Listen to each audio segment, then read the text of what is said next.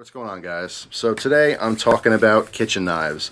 I've been using these kitchen knives for the last couple months. I have some opinions on them. Not really a review of any of this stuff because unlike cutting paper and cardboard and wood, cutting tomatoes and celery and peppers doesn't dull out a knife quite as quickly. So I don't have enough use on any of these to really do a review, except for maybe the Hen Rooster set I'm about to show you.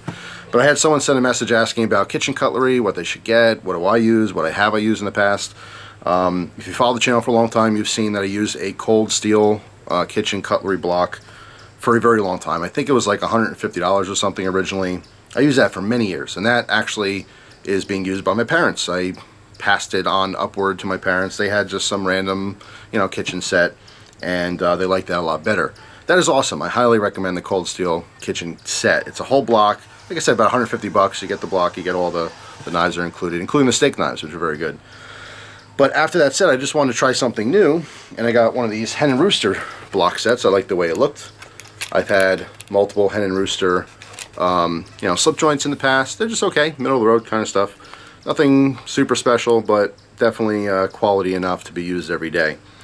So I use this for at least, I want to say, a year or two. But these days, even though this block still sits in my kitchen, I only use it for 3 different things.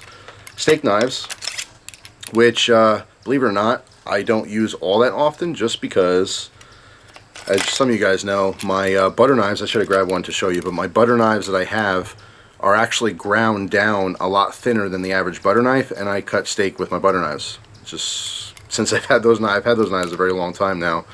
And that set is awesome. They has a very, very thin edge. So yeah, it's totally fine for cutting steak. I only grab this when I have something that's maybe, needs a little bit more of an aggressive cut with the serrations towards the tip. Besides that, I do use the steel all the time to maintain my edges on all the kitchen cutlery. And I also still use the bread knife for that constant serration. Alright, it's just a continuous scalloped serration. And this works awesome for bread, what it's designed to do. So, besides that, I've been using these. Alright, I think there's 3 or 4 different brands here. First off, the block itself, as you can see from the front here, it is Sameera.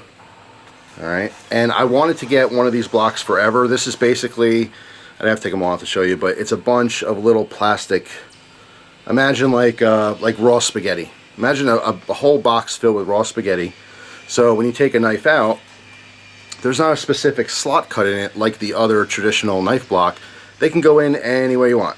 All right. Now sometimes if you specifically because this is packed with a bunch of knives, because they get bunched up, it might have a little resistance. You kind of take it out and put it back in.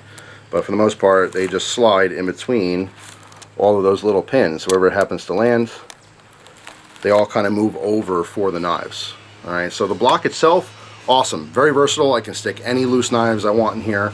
I used to use this block when I first got it, not for the Sameera knives that I have in here. I actually had these stored separately. I had this just for a few custom kitchen knives that I had that I didn't have a place for, So I used that for, a couple weeks, and then I decided to use this for all the regular kitchen stuff.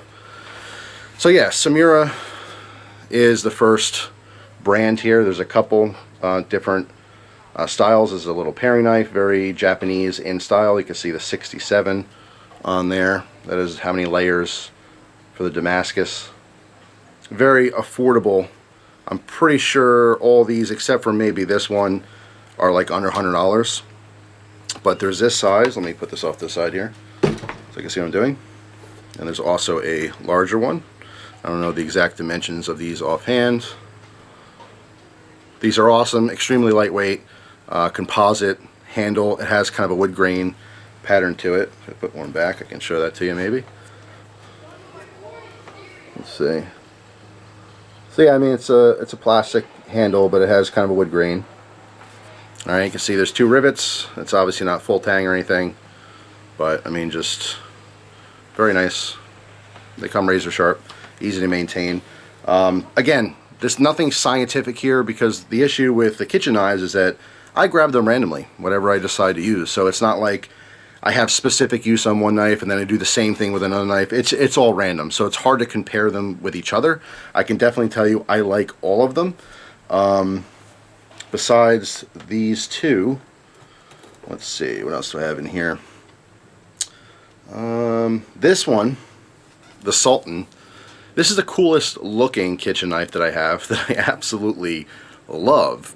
I love the extended pommel on the bottom.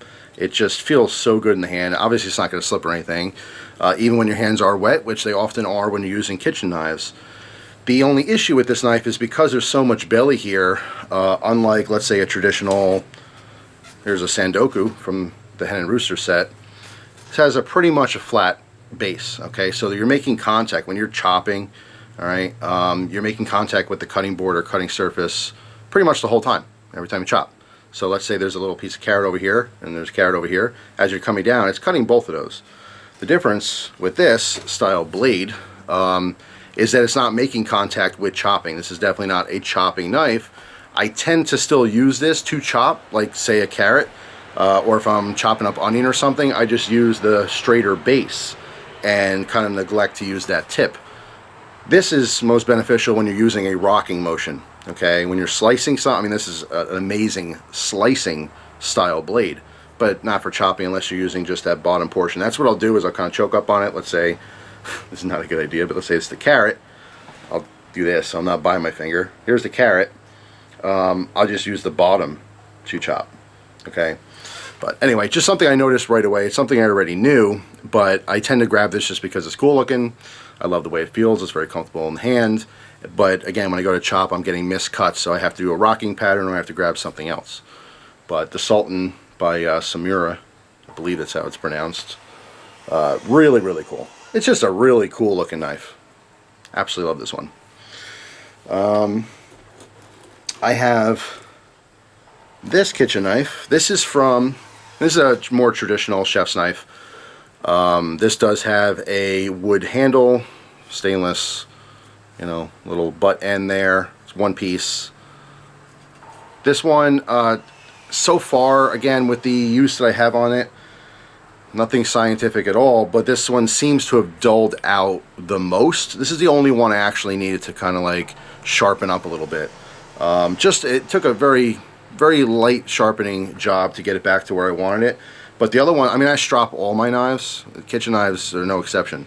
After a couple uses for kitchen knives, for EDC knives and stuff like that, I'll strop it after each use. But for this stuff, I'll wait a little bit longer than strop it up, just because it has such a lean grind and such a thin edge. It just tends to stay sharper longer. But this one just seems to be the least best performance of all of them. But I don't know how much use I have this as compared to the other ones. I'm just kind of showing these in general. This one I got from, if you remember the video I did on the fan and the LED, or not the LED color, but the fan, and I talked about that plasma grill style lighter. There was a seller on Amazon under the name Cozy, K-O-S-I-E. Same seller for this knife. For the money, it's just kind of okay. It's not great. It doesn't stink. It's just, like I said, as far as compared to those, it's the least performance thus far. And then this one, it's just, I don't know. It's nothing special, but it does work. It does stay sharp, as a kitchen knife should, just not as long as some of the other ones. And then this one, I felt like this performed the best of all of them. This is a Suncraft. All right, this is SG2 powdered steel. There you go. Now you can read that. Just really, really cool. Interesting design. Also very lightweight. Wood handle. There's a brass bolster on here. I don't think it's the best looking of all of them. I love that Sultan. And I even like the traditional look of this one. This is, I'm into the Halloween stuff. This is definitely the, Mike Myers style. But this one performed the best. Hands down, this one just stays sharp.